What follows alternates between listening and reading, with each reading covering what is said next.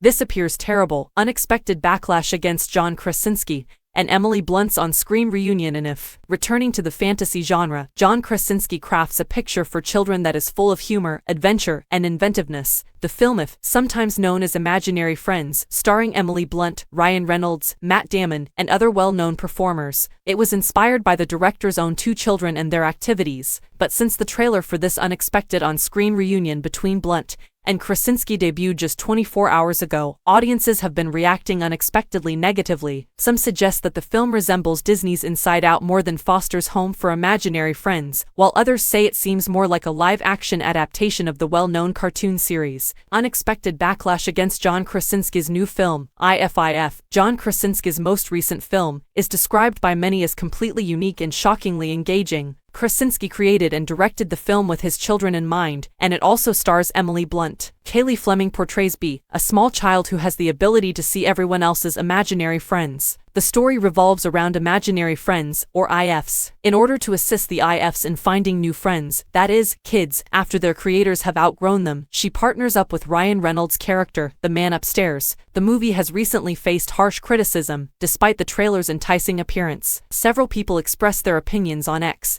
saying that the film looks horrible and is reminiscent of Inside Out, which also has an imaginary buddy, rather akin to Blue, the protagonist character of If. In addition, some claim that the plot of the film is virtually exactly like the popular Cartoon Network program Foster's Home for Imaginary Children, and that this is plagiarism. All of the imaginary companions in the series were placed in an orphanage until they could be adopted by fresh children, which was the premise of the show. Some fans also think Blue resembles O from the animated children's film Home in a live-action setting. John Krasinski disclosed that the film is entirely based on the incredible world of child psychology, despite the fact that fans still have their own theories about the film despite its non-release.